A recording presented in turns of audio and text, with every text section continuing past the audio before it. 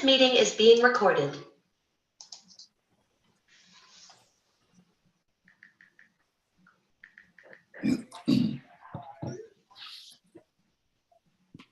This meeting is being recorded.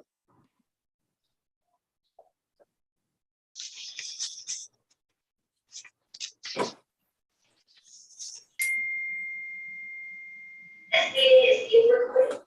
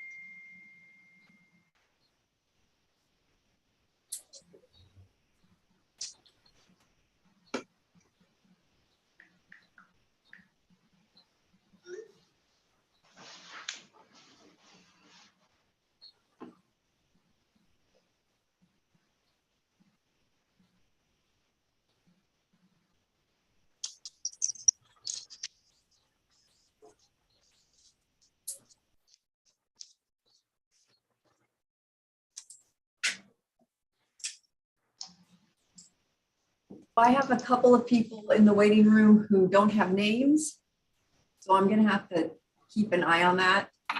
So if I hit slow on something, then that could be the problem. They just don't have names at all, Izetta? Well, they have, new iPad, I bet, is Rod Runyon, so I'm gonna let that one in. But there's one is called live streaming, and one is called 15419. Yeah, I mean, just monitor them, but you know, whenever you let everybody else in, I would let them in too. Which reminds me, I will redline your public meetings law policy tomorrow morning. Log on set. Log on successful. Thank you. Things are jumping on me, and I've got to go. Ah, there it is.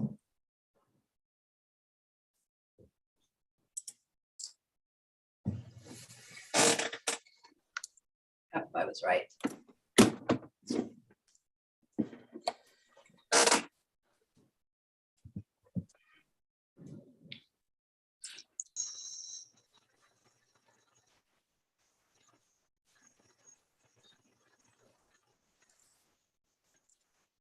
Man, I got to clean my sliding glass window, it looks like.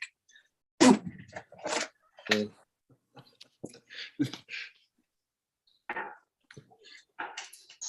woke people up. How much time is spent looking behind you when you get ready to start one of these meetings? That is the question.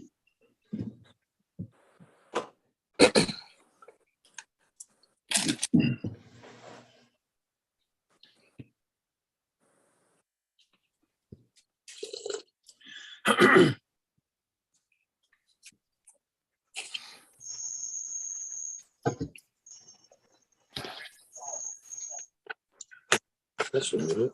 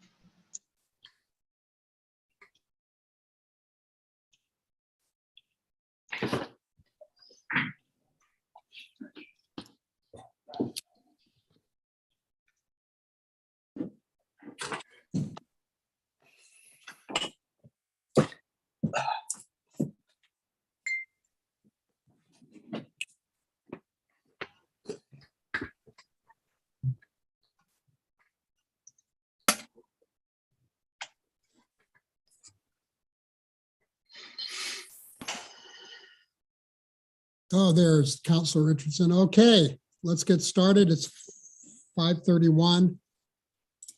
I'd like to call the meeting to order.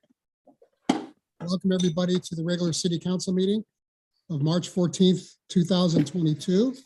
I'd like to ask the city clerk to call the roll.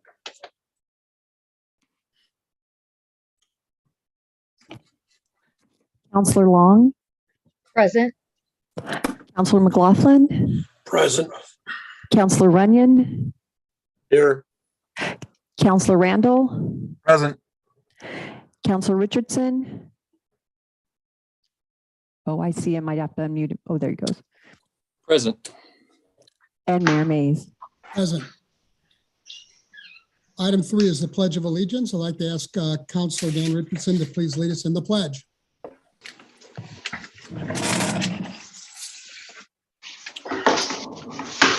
Pledge allegiance to the flag The flag. of the United States of America, America. and to the republic for which it stands, Which stands. one nation, One under nation, God, indivisible, indivisible, liberty and justice liberty for and all. justice for all.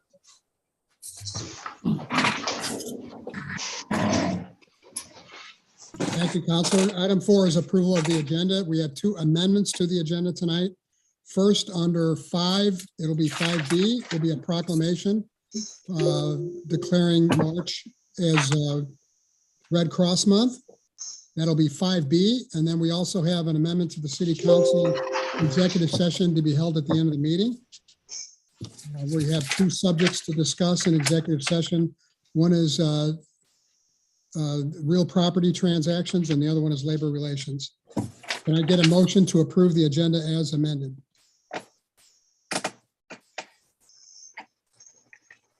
Mr. Mayor, I'll move to approve the agenda as amended. Thank you, Counselor Randall. Is there a second? I'll second that. It's been moved by Counselor Randall and seconded by Counselor Long to approve the agenda as amended. Is there any discussion? All those in favor of the motion, please say aye or raise your hand. All right. Aye. McLaughlin, aye. Opposed? Motion passes unanimously. Item 5A is the Columbia Gorge Regional Airport Update. We have with us Mr. Jeff Renard, who is the airport manager. Mr. Renard, take it away. Thank you, Honorable Mayor and City Council. My first update for the airport, just had, I believe you have an attachment with some of the bullet points that I had in regards to the North Apron project, which is being finalized at this point. It's almost seems redundant reading it, but all we got left on the North Apron project is some crack sealing and painting of the tie down areas, and we'll have that back at 100% and be started onto the South Apron Mute project. my audio. I still don't hear anything. Is your volume turned up? Judy, could you mute yourself, please? Thank you. Go ahead, Mr. Renard. Okay. This last year, we got the 24,000 gallons of additional fuel capacity put in, which has just been a huge benefit to our airport and the ability to have the military come in with the large numbers of aircraft that they've had coming in. The capacity just definitely seems to allow for people to more aircraft to come in and with greater capacity. One of the FBO has actually been able to reflect, even with the higher fuel prices, some of the best fuel sales that the airport's ever seen. They just continually break records for the volume of fuel sold. And Yeah. one of the questions that was asked of me was that how many full-time employees are out here? TAC Aero, the FBO and maintenance facility has 14 full-time employees with another coming on in June. And I don't know what the number is. I didn't get an answer back in regards to lifeguard. Well, I guess I'm. Excuse me, Jeff. Judy Merrill, could you please stay muted, please? You keep coming in and out. So thank you. All right, go ahead, please. All right. I don't have exact numbers for Life Flight, what they have for. Hello?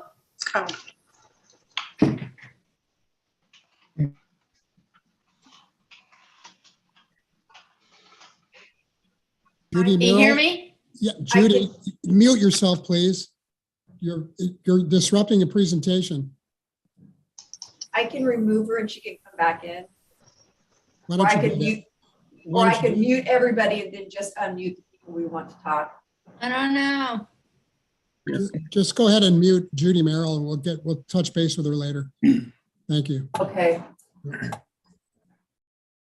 Go ahead, Jeff. Okay. Can you hear me?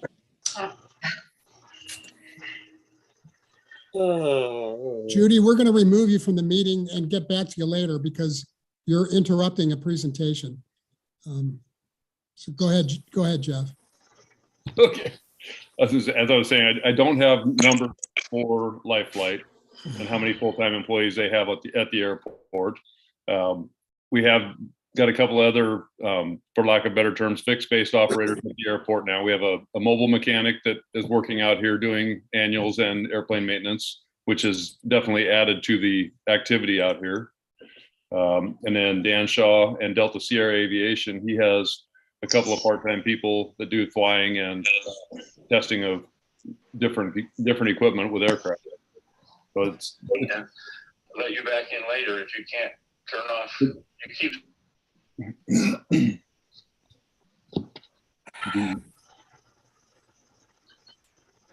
The firefighting assets are about to be back. They should be end of May, possibly the beginning of June, depending on what the fire season looks like with the drought predictions. I spoke with one of the contractors last week, and it sounds like they may actually be on a sooner than later timeline for being back at the airport and ready for fires, which is great for us as a region.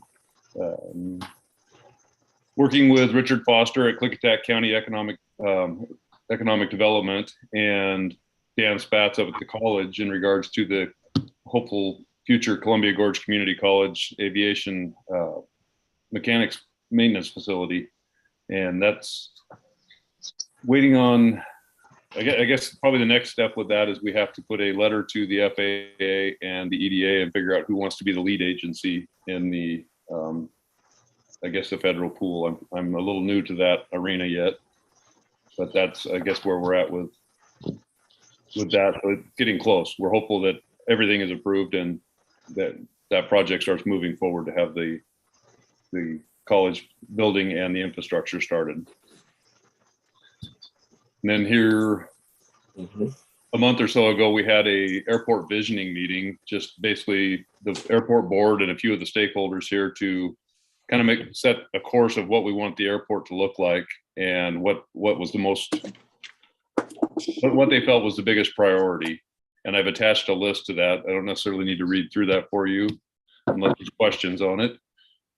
Probably one of the big bullet points that I did figure out here recent was with the abandoned runway that we use for where the drag races used to be and all the car events, and Team Oregon uses it, is that with our future business park development, we will lose that piece of blacktop that we use for all those different events. So I've been trying to figure out a workaround as to where we'll be able to have those events take place in the future, because there's, so far this year, the calendar is probably 2/3 full of every weekend has an event planned for that runway, besides the disruption when we have to stop one of those events because we have so many fire helicopters or something show up.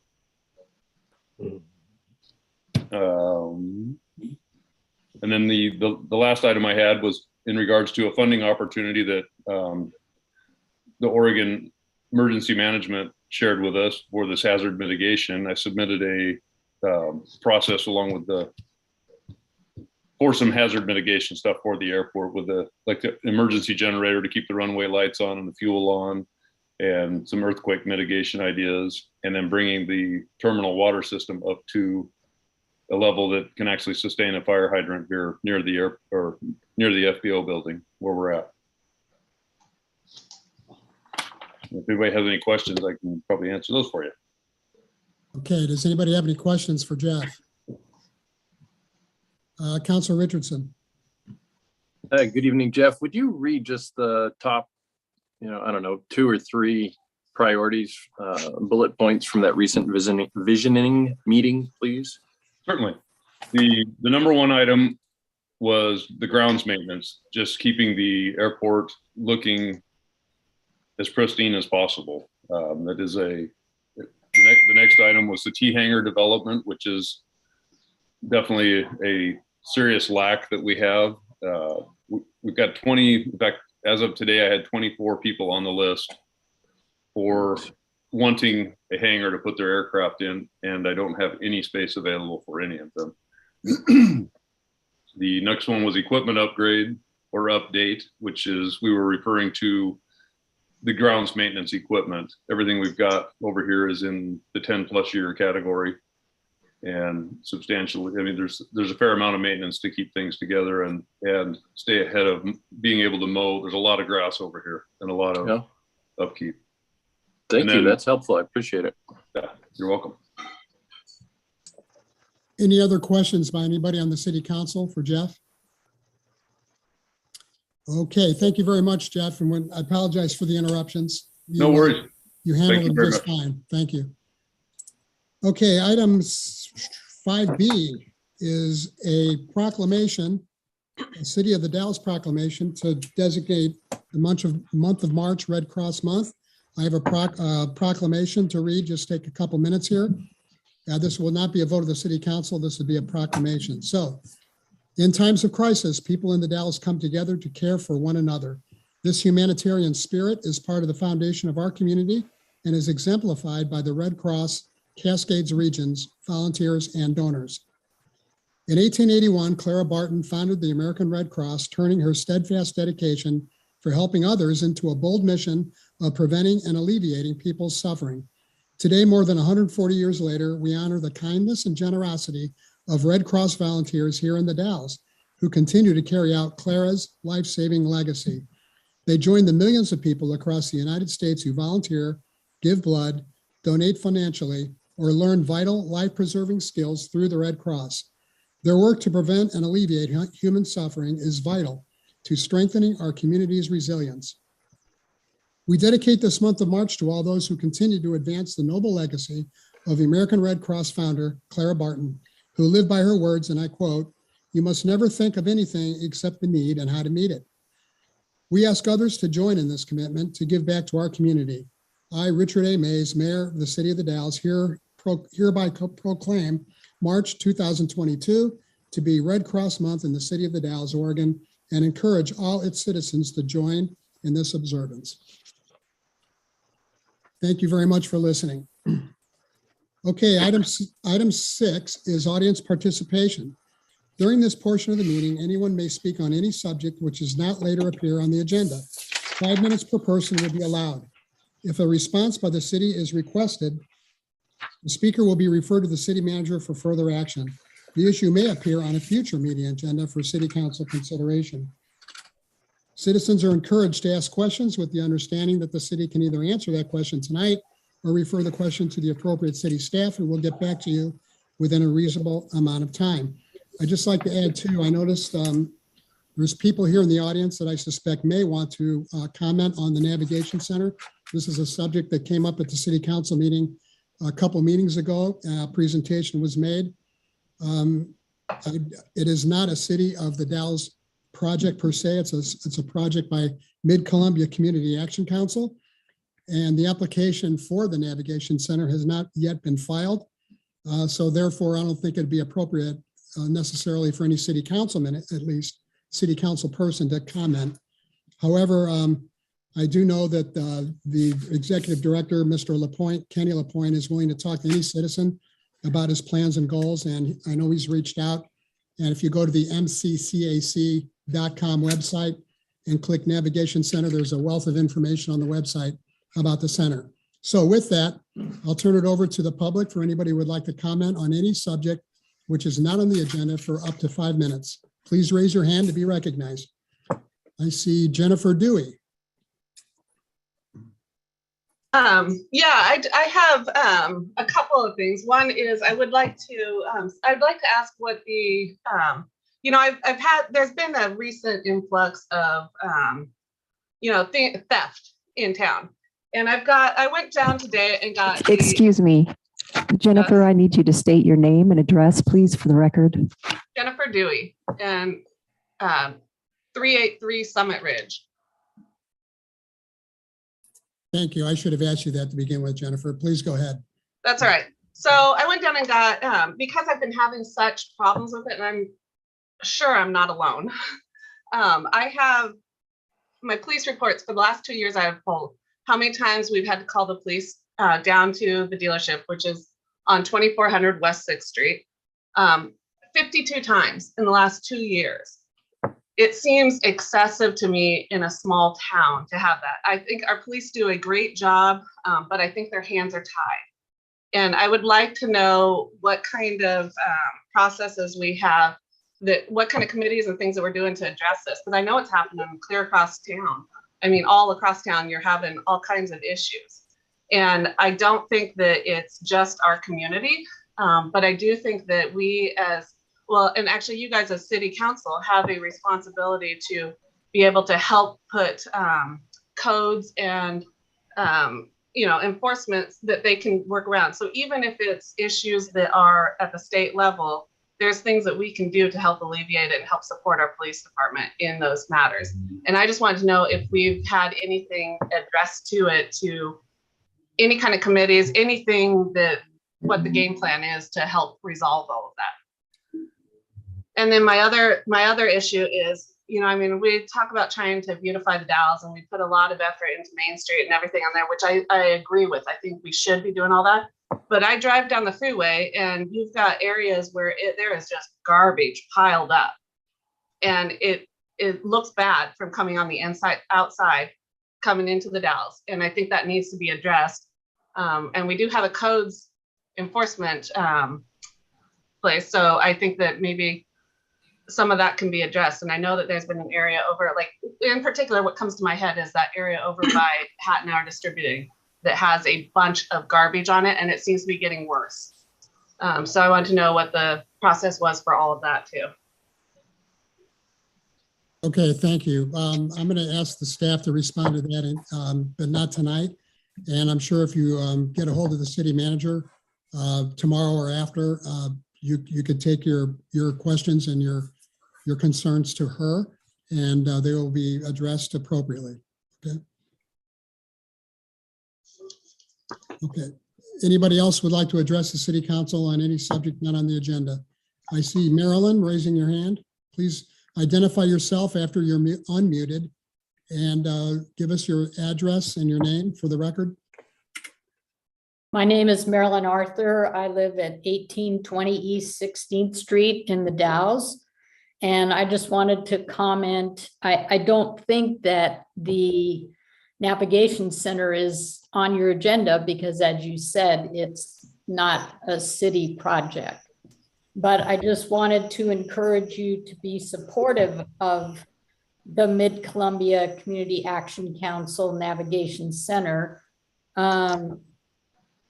For 6 years, my husband Joe and I have been involved in trying to help the houselessness issue in various ways. This includes me serving on the Dalles Housing Coalition, and we put on all of us put on Community Connect events for the homeless. From 2017 to 2020, my husband and I volunteered at the warming shelter, and this year we volunteered for the point in time count in the area. So through all these involvements, we have really seen firsthand the issues of the homeless, including mental health, weather, and we've also seen the frustrations in dealing with these. So now, under the direction of Kenny LaPointe, we have this Navigation Center proposed, which gives us real hope to solve these problems in a comprehensive way.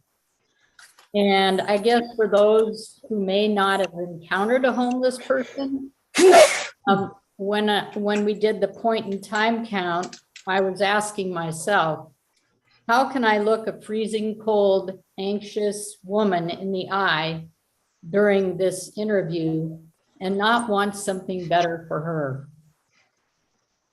And of course, by helping her, we help everyone, resulting in a feeling of pride in our community. So I sincerely hope that although the city is not in charge of this, that the city would support this important endeavor. Thank you. Thank you. I see Shelley Campbell with her hand raised. Ms. Campbell, please give your name and address for the record.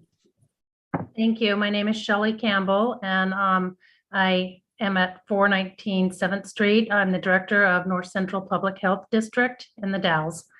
And I just wanted to address also the Navigation Center. And I know all of us here have been through a really trying last 2 years with COVID. And I think with COVID, one thing it's taught us is the support of the community is invaluable, and to have coordinated efforts in the community to support all community members is also invaluable. I think over the Christmas holiday this year, as we know, was very challenging. There was a lot of snow. We had a COVID outbreak. We had a lot of needs, especially for the houseless community. And that was a primary example of the challenges we face in the community, not only with efforts to care for COVID patients in that specific instance, but also members that are houseless who are in need of food, in need of isolation, in shelter, transportation, medical support, and mental health needs. To have a navigation center of something of this caliber in our community would really emphasize the support of coordinating efforts and having them under one roof, or having them in an area where all community members can support, and also people in need have a place to go. It was very challenging, again, over Christmas to try to coordinate all those moving pieces. And I know there are some people on this meeting tonight who were supportive in that process, and we really worked hard to try to support our community members. And it just really emphasized to us at Public Health the importance to have a coordinated effort in a center that can help facilitate that. So from Public Health standpoint, we would support that and would ask that other communities support that to bring that to our community. That's all I'd say. Thank you. Thank you. Is there anyone else who would like to address the council on any subject which is not on the agenda? Marilyn Roth? Please give us your name and address, Marilyn. Hi, I'm Reverend Marilyn Roth, and I represent the faith community on this group of people that the mayor has put together to bring additional focus on the homeless. I also represent as a retired priest of St. Paul's. St. Paul's Episcopal Church has been very active in helping with the homeless, both by often, I don't know how many volunteers St. Paul's has right now for the warming place, but I know that we've at least have 4 or 5 people who have volunteered to stay there at nighttime. We bought a pallet shelter to help with some of the financing of those issues with the pallet shelters.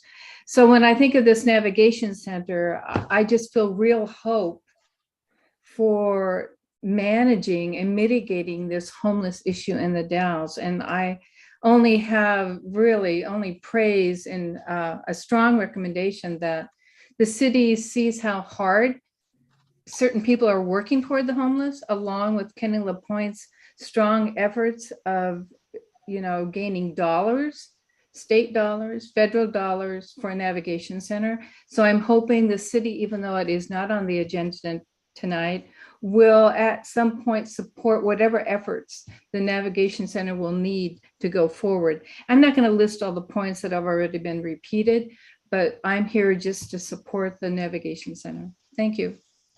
Thank you, Marilyn. Max Janisic, did I pronounce that right? You did, yes, thank you. And I'm here representing One Community Health. We have sites in both the Dalles and Hood River, and also supporting the Navigation Center. I think Kenny has done an amazing job of bringing partners together that can offer services for this population. And we are fully supported and ready to help out, and hope that that moves forward. Thank you, Mr. Janasek. Martin Campos. Martin Campos Davis, please give us your name and address. Martin Campos Davis, 1309 Montello, Hood River. I'm also the executive director for Oregon Human Development Corporation, which delivers farm worker services in Wasco and Hood River counties. Part of why I'm here is to lend support to the Navigation Center. While the Navigation Center will attempt to address homelessness in the Dells, we also are looking to partner with the MCAC at the location there, because we want to also prevent homelessness. So all those folks that are facing housing instabilities, maybe they're behind in the rent, they have an eviction notice, they're not quite out of the house yet. Our organization helps to stabilize those folks, especially the Latinx and farm worker populations in the Gorge. With 19% of the Dallas population being Hispanic, our bilingual staff, which will be situated there at the MCAC Center, will be there to be able to help deliver those needed services at critical times in their lives. OHCC, Oregon Human Development, is very supportive of the Navigation Center and the efforts by MCAC to house that center there on 7th Street. Thank you. Thank you. Colleen Ballinger, please give us your name and address after you're unmuted. There you go. Yep. Colleen Ballinger. I live at 1015 Lincoln Street in the Dalles. I'm on the St. Vincent de Paul board, and I just wanted to express my enthusiasm and support for the Navigation Center also. Thank you. Anybody else? I don't see any other hands raised, but I can only see 25 screens.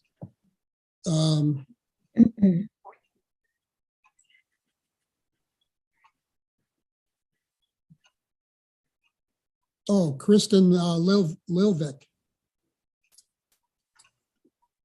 Hi, Kristen Lilvik, 1110 East 8th Street, the Dalles. I also am just coming on here as a small business owner in the Dalles to express support for the MCAC Center and everything that they're doing.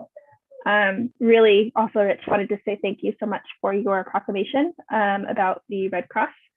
And I think it also applies here that we, in your words, in times of crisis, the people of the Dalles come together to help one another, and very excited to see all the work that's going forward and hope that it will be supported by City Council. Thank you. Thank you. Anybody Is, else? I think Jennifer wants to speak. Okay, I don't see. Colleen Ballinger and Marilyn Roth, why don't you guys lower your hands? And, oh, Jennifer, there you are. Okay. Sorry, I don't have a hand raiser on my. It's okay. You've used up about 2.5 minutes, so.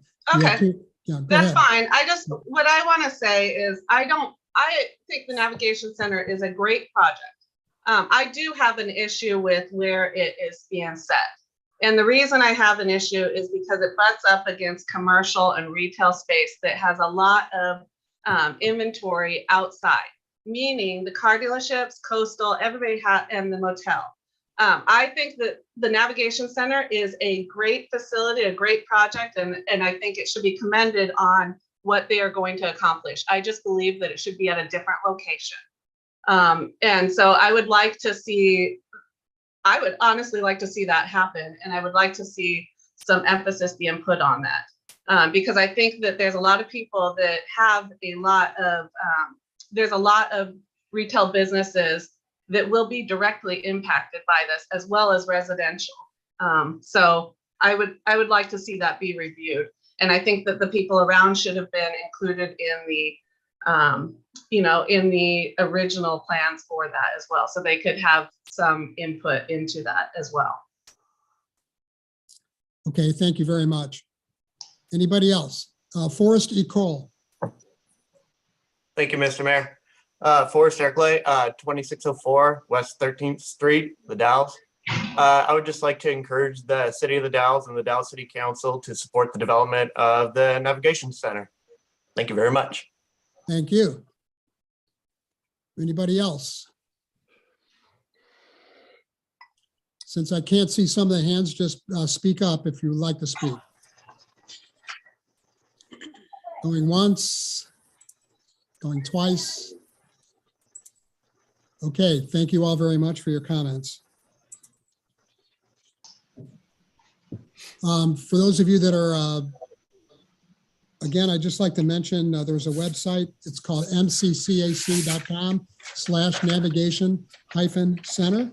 I encourage anyone to go there and check out what Mid-Columbia Community Action has in mind. Okay, we'll go into item 7, City Manager's Report. Ms. Kruger. Thank you, Mr. Mayor. I'll be very brief tonight. I just have one request. The Beautification and the Arts Committee have been working together along with many other community members on the Pocket Park project. If you're already familiar with that, it's in the old J.C. Penney parking lot area. And I know they'll be coming to make a presentation. But in the meantime, since this is a community event and supported and somewhat sponsored by the city, that we waive their site plan review and historic landmark application fees so that we can keep the project moving forward. And the total amount would be $515 for both applications. Okay, are you asking for a consensus of the council to waive those fees? Yes, sir. Does anybody have a problem waiving the $515 in fees? Okay, hearing no objection. Did you have anything else, Ms. Kruger? No, that's all tonight. Thank you. Okay, city council reports. Let's start with Councilor Randall. Thank you, Mr. Mayor. On February 17th, I was a guest speaker at the Government Affairs Forum hosted by the Dallas Chamber of Commerce. February 23rd, the Historic Landmark Commission met and approved 2 requests for murals from the Dallas Main Street and Wall Dogs, and 1 request for a freestanding sign at the northeast corner of the Dallas Arts Center. February 24th, City Council met in executive session. February 25th, as part of my day job, I attended a career technical education and skilled trades job fair in Redmond, Oregon.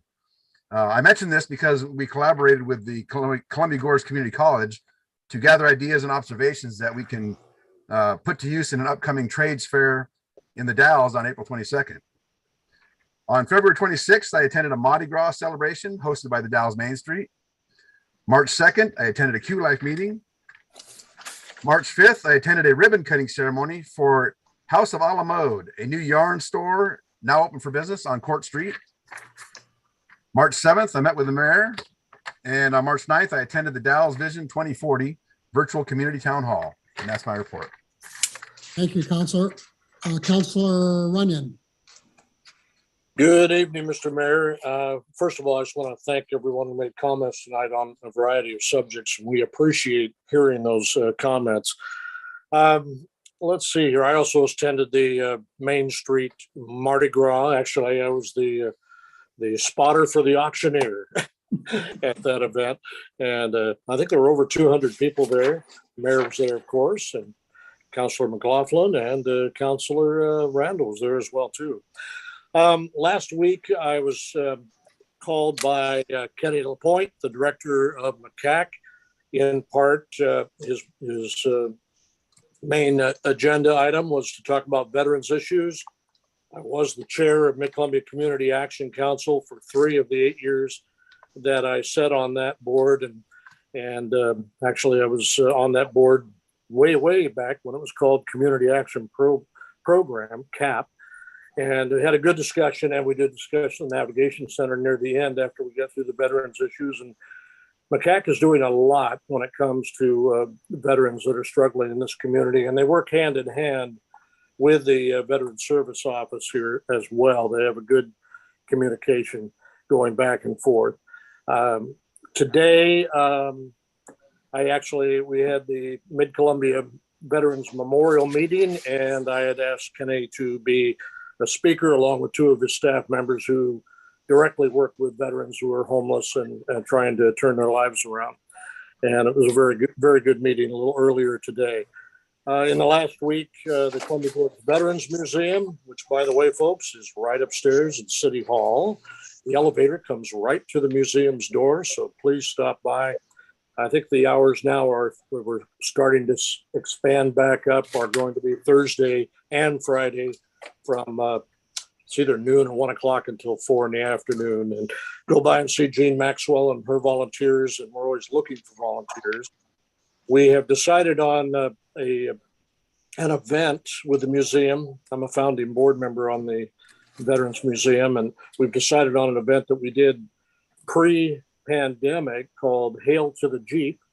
And we hope to have it at the City Hall parking lot and possibly half of the Court Street block right there. That'll be coming up in June. It's a Father's Day event. So I just wanted to put that out there. And as we get our paperwork into Dan Hutter and to Julie and whatnot, we will firm up some things. But that's where we're heading. It's Father's Day in June. And that's all I've got tonight. Thank you, Councilor Runyon. Councilor Long. Well, thank you, Mr. Mayor. So I too attended the 2040 Visioning Town Hall, which was very well attended. It was wonderful to see so many names and faces that I didn't recognize. So I'm pretty excited about the broadened perspective that we're getting on this. Also wanted to mention that tomorrow night is our urban renewal meeting. And I know a lot of people in town would like to know what's been going on and what is coming up. And so I encourage you to attend. We're going to be having some review of the goals and priority projects, as well as talking about our incentive program for the next year and things that we're considering doing for incentivizing urban renewal dollar usage downtown. And of course, Wednesday night, we're having our open house for our city manager candidates. And this week will be very busy. City Council will with interviewing city manager candidates and also talking, hopefully coming to a decision. And then I'll have more of a report after that because Traffic Safety Committee is also this week if anyone is interested in that. Thank you. Thank you. Councilor McLaughlin. Yes, Mayor Mays, thank you. I also attended the Mardi Gras for Main Street, and it was well attended, and I was very impressed. On March 3rd, I've had many meetings with you, Mayor Mays, and we continue to communicate, I think, effectively. So thank you for meeting with me. March 10th, I had a meeting with hospital staff, CEO Dennis Knox and his staff concerning some issues with information on social media and basically gathering information from hospital staff. March 11th, I had a Zoom meeting with Chuck Covert and Brian Jarl. Brian Jarl is a family member that is marketing the property adjoining the Dalles Municipal Airport. And we're working through, and that's the Gulf, as you remember, for the past, 10, 15 years. So hopefully that's projects moving forward. I accompanied Mayor Mays to the SIP meeting to discuss the planned distribution method for Google distribution of anticipated fees and taxes. And I'm sure Mayor Mays will talk about that later. Upcoming meetings on the 14th, I have Airport Commission meeting at 7 o'clock. On the 15th, Urban Renewal at 5:30. On the 16th and 17th, we have manager. It would be interviews, and the night before, we're going to have a meet and greet. On the 26th to the 31st, I'll attend, along with the COT, the community outreach team, for a trip to Washington, D.C. And this completes my report for March 14th. Thank you, Councilor. As far as mayor's report goes, on March 3rd, I attended the county's Economic Development Committee meeting. Along with Council Randall, he mentioned we attended the ribbon cutting for House a la Mode on Court Street, a new business in downtown.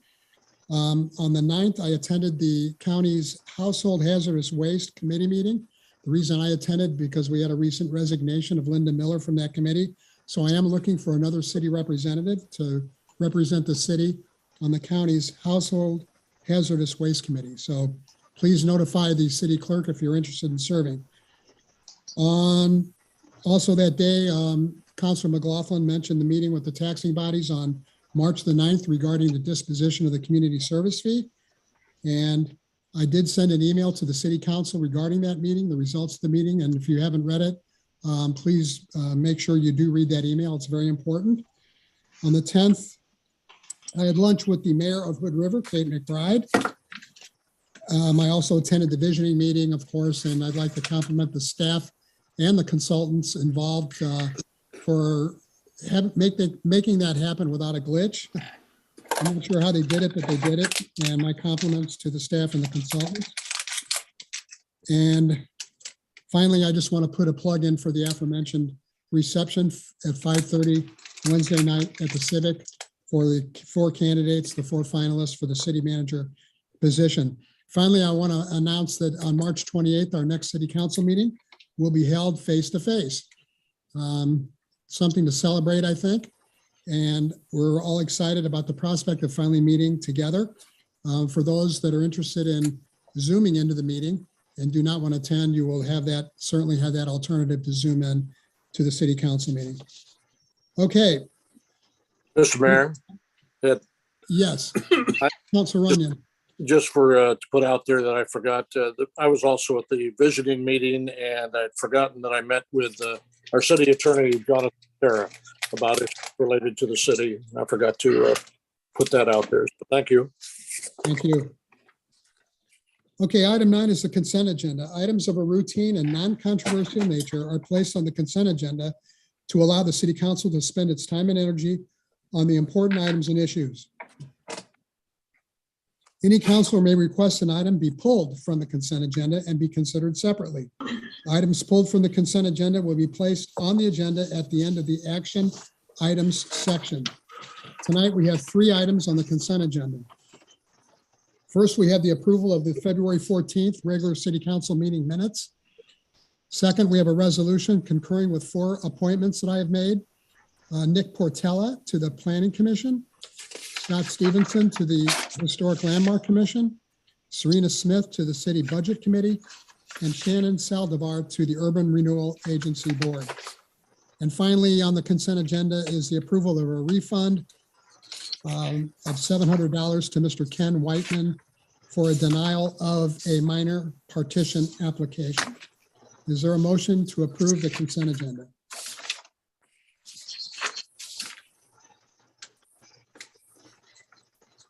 Councilor Long? I'll move to approve the consent agenda. Thank you. Is there a second? Oh, McLaughlin can second. Councilor, it's been moved by Councilor Long and seconded by Councilor McLaughlin to approve the consent agenda. Is there any discussion?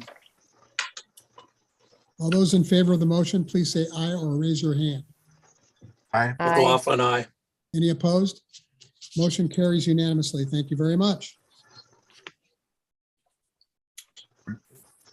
Okay, item 10A. Bear with me. We have a public hearing regarding Resolution 22-006, authorizing the formation of a reimbursement district for the East 17th Street Sanitary Sewer Main Project. Now is the time for that public hearing. First, I'm going to receive testimony regarding that resolution. I will open the public hearing and ask for a staff report. Following the staff report, I'll ask for testimony for support of the issue, followed by testimony in opposition to the issue. At the conclusion of the testimony, the public hearing will be closed and the matter will be turned over to the City Council for a deliberation and hopefully a decision. So with that, I'm going to open the public hearing, and I take it Mr. Dave Anderson will be taking it from here. Thank you. Honorable Mayor, members of council. City Council's previously authorized a process whereby developers can recover costs of constructing water or sanitary sewer improvements through the formation of a reimbursement district. The formation of each district requires City Council authorization and approval. On October 12th of 2021, the City Council authorized the provision of water and sanitary sewer services to properties which at that time were located outside the city limits in the area of East 17th Street and west of Morton Street. At that time, staff presented to the City Council its proposal that the city construct a new sanitary sewer main to serve these undeveloped residential properties and then form a reimbursement district to recover the costs of construction. And the this case, the city served as the developer for the construction of the new main. The project was designed by the city's engineering staff and constructed by the wastewater collection division and completed in December 17th, 2021. The Public Works Director report has been prepared and to present the relevant information to the proposed reimbursement district in the fees. The Dallas Municipal Code requires that a public hearing be conducted for informational purposes only to allow for public comment on the proposed district. Following the public hearing, the City Council may approve, reject, or modify the recommendations included in the Public Works Director's report and may decide to form the reimbursement district. All affected property owners were notified of the scheduled hearing at least 10 days in advance of the public hearing. Following the conclusion of the informational hearing, if council so desires, the attached resolution number 22-006 can be adopted, which finalizes the process of forming the reimbursement district for the city by establishing the reimbursement fee. Once formed, a reimbursement district exists for 15 years. The cost of this project was $69,955.06, which exceeded the estimated budget by about $9,000 due to there being a lot more rock excavation than what is anticipated. Efforts were made to minimize the additional costs, such as utilization of larger rendered excavator and reducing project staffing when the rock excavation was underway and construction was slow. Budget implications are that if the proposed reimbursement district and fees are approved by the City Council, property owners and developers will be required to pay to the city reimbursement fees equal to $13,836.05 per acre when they develop or connect to a city to the new sanitary sewer main. Following the staff's recommendation is that following the public hearing, City Council moved to adopt resolution number 22-006, a resolution authorizing the formation of a reimbursement district for the East 17th Street sanitary sewer main improvements and setting an effective date.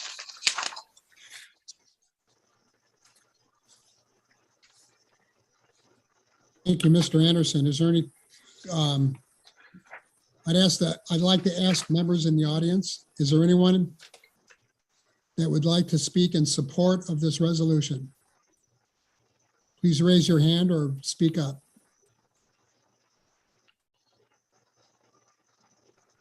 Last call for comments in support of the resolution. Okay, is there anybody in the audience who would like to speak in opposition to the resolution? Anybody?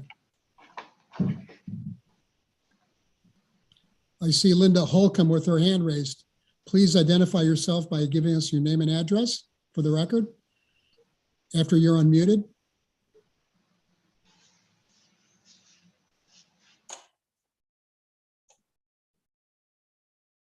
Just, you gotta wait till you're unmuted. She'll get to you in just a second.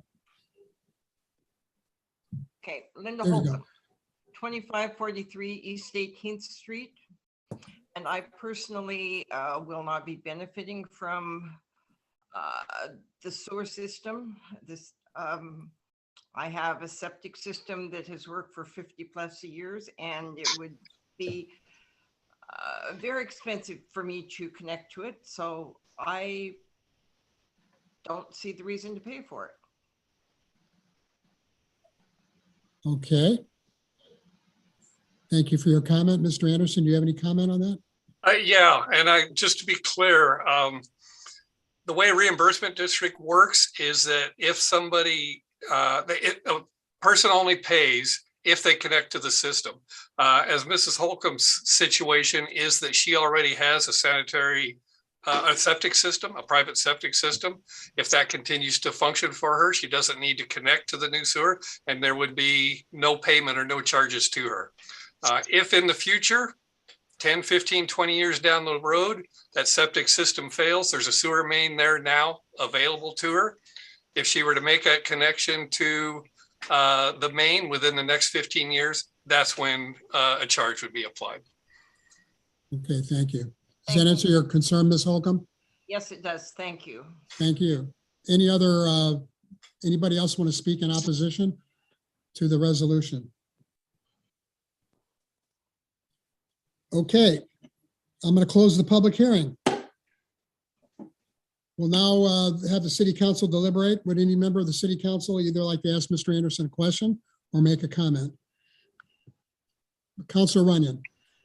So in the event that a citizen at a later time wish to connect, is it a lump sum? I mean, is it by the month? Do we work out?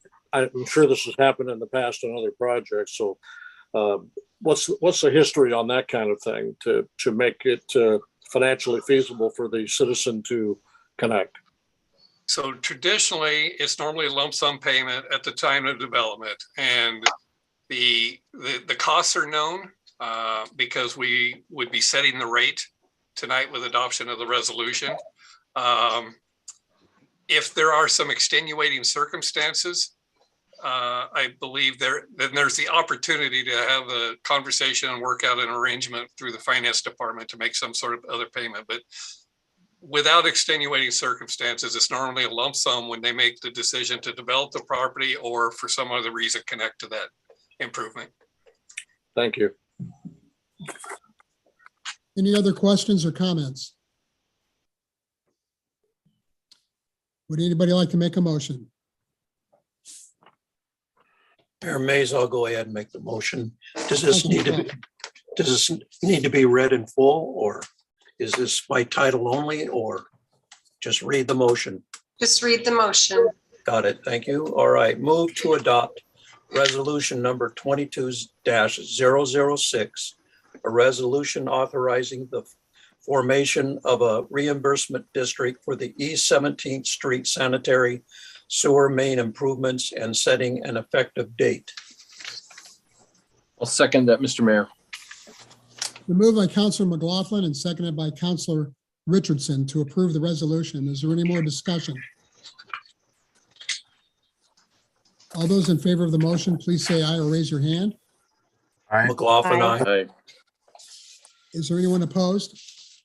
Motion passes unanimously. Thank you. Okay. The City Council of the City of the Dalles will now meet in executive session. First, in accordance with ORS 192.6602E, to consult with persons appointed by the council to negotiate real property transactions, followed by an executive session in accordance with ORS 192.6602D to conduct deliberations with persons designated by the governing body to carry on labor negotiations. Representatives of the news media will not be allowed to attend the executive session concerning labor negotiations. No decision may be made in executive session. At the end of the executive session, we will be returning to open session and welcome the audience back into the meeting. So with that, I'm going to adjourn the meeting into executive session. And again, we will return to open session after our executive